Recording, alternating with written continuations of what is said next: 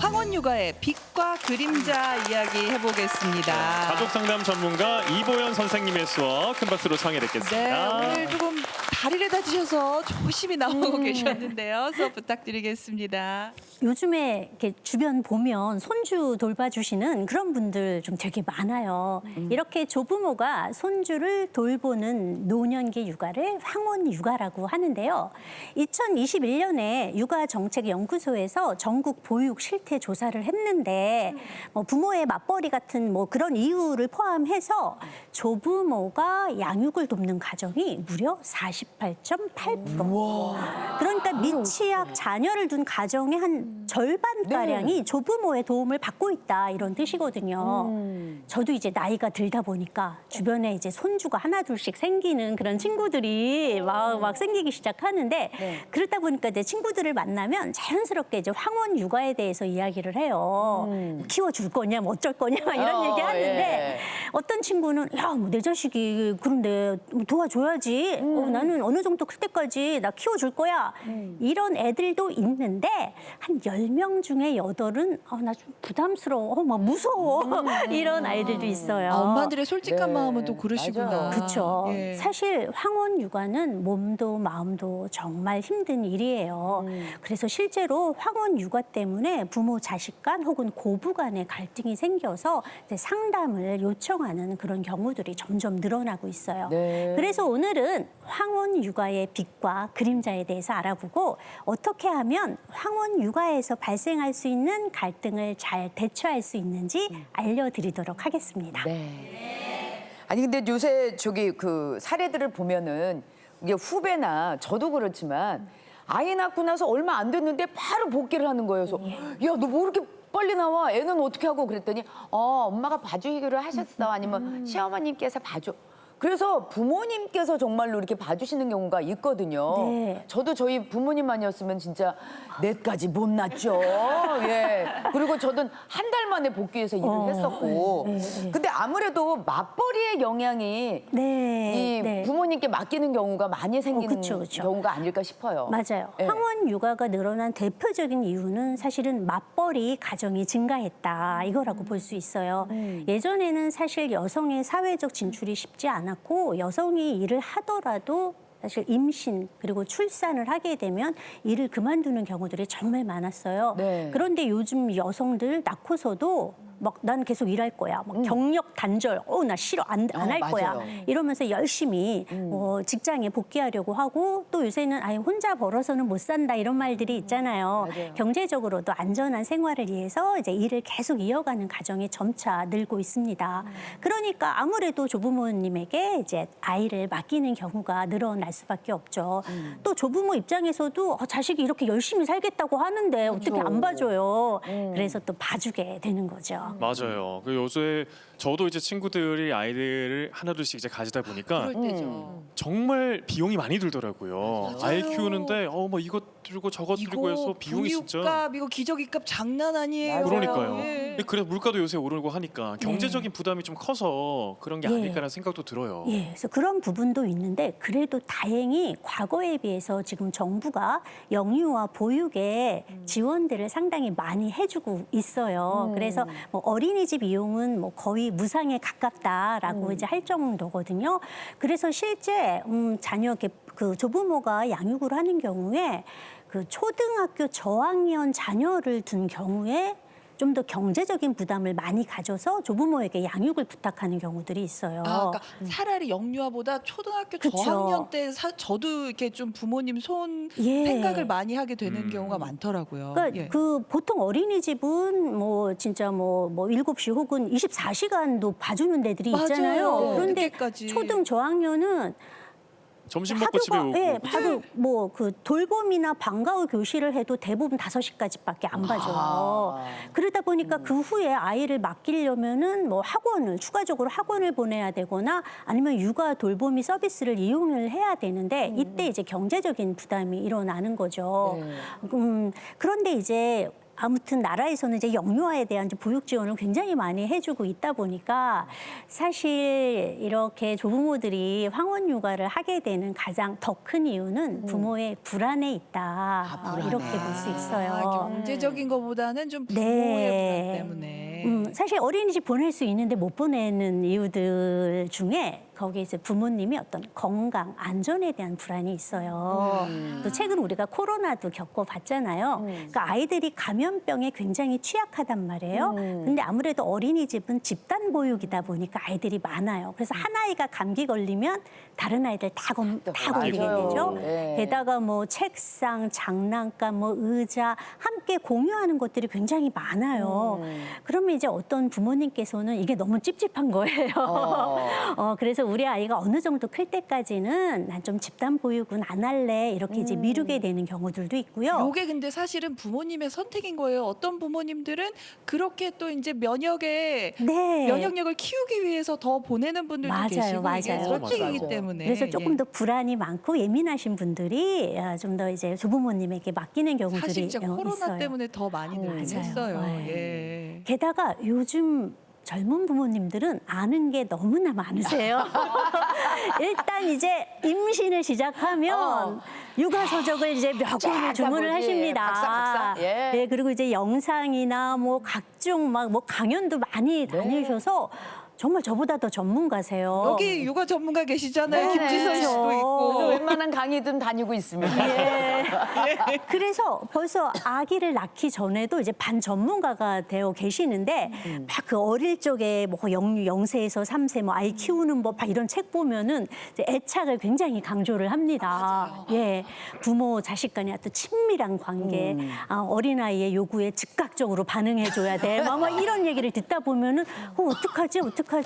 과연 어린이집에는 아이들이 많은데 우리 아이가 그런 어떤 긴밀한 관계, 애착 관계를 맺을 수 있을까? 막 이런 이제 걱정이 들기 시작하는 거예요. 이제 그러다 보면은 또 이제 그 육아휴직을 마치고 복귀할 때쯤 되면 아이가 막 낯가림을 하면서 또 맞아요. 엄마랑 안 떨어지려고 하는데 그걸 떨어뜨리는 게 마치 내가 나쁜 엄마가 된 것 같은 그런 생각이 분리불안이 생길까 봐 걱정도 맞아요. 하시고. 들다 보니까 안 되겠다. 좀 내가 믿을 만한 사람한테 아이를 맡겨야 되지 않을까 이런 생각이 들고 또 가끔씩 좀 우리를 놀래키는 안 좋은 뉴스들이 나오잖아요. 뭐 어린이집이나 혹은 육아 돌보미 서비스를 받았는데 뭐 아동 학대를 당했더라. 네, 맞아요. 예, 이런 이제 뉴스를 딱 듣게 되면 또 덜컥 겁이 나면서 안 되겠다. 남한테는 아이 못 맡기겠다. 내가 믿을 만한 사람, 나처럼 아이를 예뻐해 줄 수 있는 그런 사람이 누가 있을까? 탁 돌려보니까 누가 있어요? 조부모님이 계신 거거든요. 근데 정말 다시 한번 말씀드리지만은 저도 우리 아이들 어린이집 보냈고 정말 선생님들이 거의 대부분이 아니 전부 정말 정말 잘해주십니다. 사랑으로 물신양면으로 맞아요. 돌봐주시는 게 사실인데 그 정말 일부 몇몇 안 좋은 사람 그러니까요. 때문에 아유, 어린애한테 왜 그러나 몰라요. 오해를 받는 것도 참 안타까운 사실이에요. 예. 근데 절대 선생님들 정말 감사한 마음 정말 다시 그럼요. 한번 방송 통해서 전해드려요. 근데 그런 이유 때문에 우리 할머니 할아버지께 이제 육아를 맡기게 네. 되면은 저희 엄마도 그러셨던 것 같은데. 아니 내가 이 나이에 너도 안 키웠는데 지금 우리 엄마도 일을 하셨거든요. 지금 애를 돌봐야겠니? 그런 고민을 하시는 분들도 계시더라고요. 네. 그렇죠? 많이 있으시죠? 그렇죠. 그러니까 참 당황스러운 거예요. 사실 우리 아이 키워봤지만 뭐 10명 키웠다고 우리가 또 애들이 다 달라가지고 그렇죠, 다 사실 굉장히 이제 달라. 어렵거든요. 네. 그런데 이제 무엇보다 황혼 육아를 할 때 이제 어려워하는 것들 중에 하나가 조부모님들도 어려워하지만 자식들도 어려워해요. 이게 바로 세대 간의 갈등 때문에 세대 간에. 그렇거든요.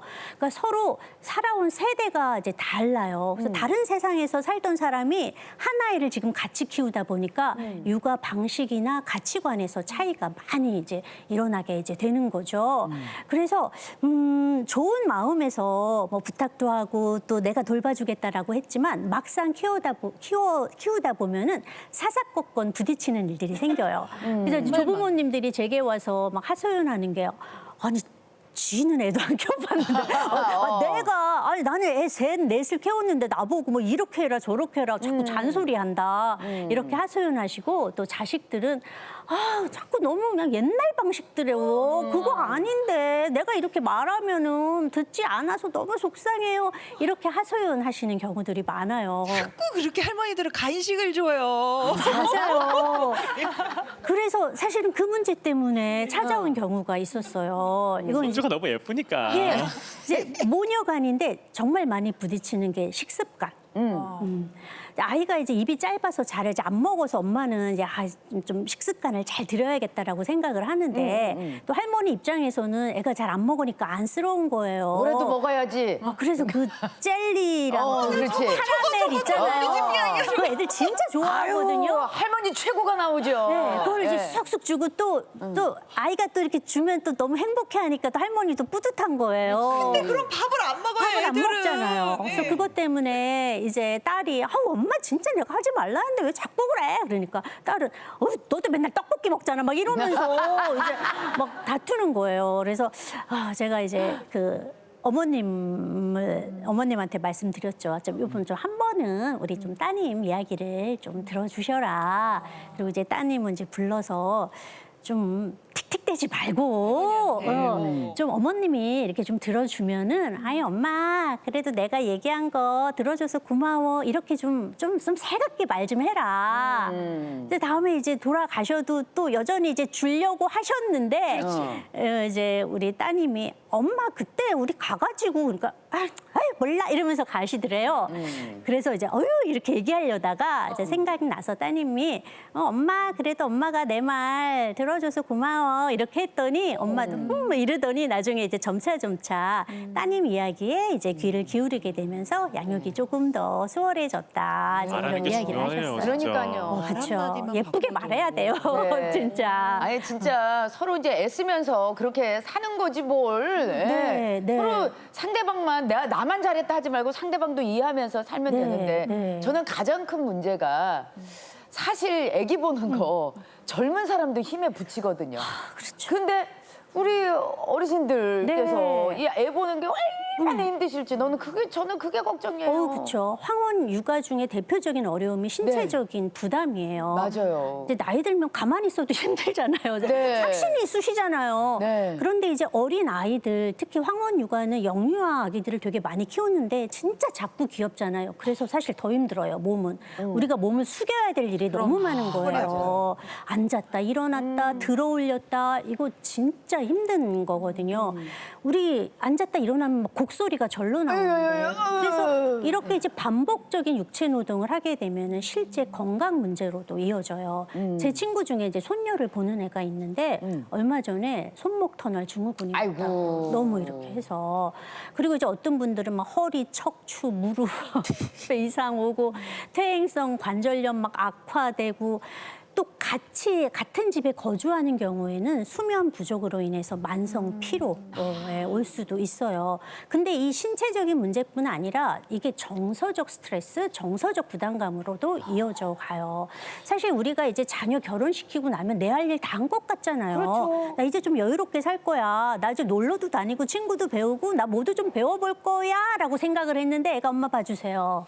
이렇게 되게 되면은 너무 당황스러운 거예요. 이제 내가 이제 황혼이 되면 사실 황혼기라는 건 애를 돌보는 게 아니라 나 자신의 삶을 찾아가야 되는데 이게 이제 완전히 안 되면서 이제 신체적 정서적 스트레스 그리고 이게 계속 지속되다 보면 노년기에 우울증까지 발전할 수 있게 되는 거예요. 그러면은 요거를 슬기롭게 극복할 수 있는 방법을 좀 제대로 알려주세요. 예. 제일 중요한 건 역시 머니예요. 보상이 역시 경제적으로 있다네. 확실한 보상이 필요합니다. 네, 물론 네. 가정마다 경제 상황 다르기 때문에 무턱대고 뭐 매달 얼마 줘라 뭐 이렇게 말할 수는 없지만 적어도 우리가 나라에서 만 2세 이하의 아동 같은 경우에는 매달 부모 급여를 줘요. 12개월 이하 아이까지는 월 100만 원씩 주거든요.